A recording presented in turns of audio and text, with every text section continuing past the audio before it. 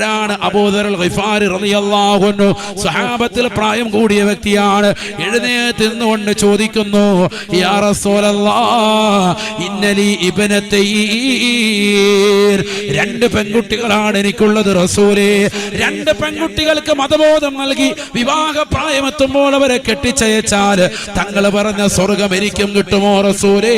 ആദരവായ പ്രവാചകൻ പറയുകയാണ്, നഅം യാ നഅം പൊന്നമോനെ, നിനക്കും കിട്ടും യാ അബൂദർ, നിനക്കും ലഭിക്കുന്നതാണ്.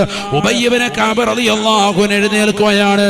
ആദരവായ പ്രവാചകരെ, വലി ഇബ്നത്തുൻ യാ റസൂലല്ലാഹ്, എനിക്കൊരൊറ്റ പെണ്ണാണുള്ളത് റസൂലേ, ഒരൊറ്റ പെണ്ണേയുള്ളൂ. ഞാൻ അവളെ ദീനിന്റെ മാർഗത്തിൽ പഠിപ്പിച്ച് അവൾക്ക് വിവാഹാലോചന കൃത്യമായി കടന്നു വരുമ്പോ അവൾക്ക് ഞാൻ നല്ല ഒരു കല്യാണം കഴിച്ചു കൊടുത്താൽ എനിക്കും കിട്ടുമോ സ്വർഗമെന്ന് റസൂലുള്ള ചോദിക്കുമ്പോ, നിനക്കുമുണ്ട് ഒരു പെണ്ണിനെ പോലും മാന്യമായി വിദ്യാഭ്യാസം കൊടുത്തുകൊണ്ട് നല്ല നിലയിൽ കെട്ടിച്ചയച്ചാൽ ആ കുട്ടിയുടെ പിതാവിനും മാതാവിനും സ്വർഗമുണ്ട് എന്ന് ലോകത്ത് പഠിപ്പിച്ച ഒരേ ഒരു മതം അത് വിശുദ്ധ ഇസ്ലാമാണ്.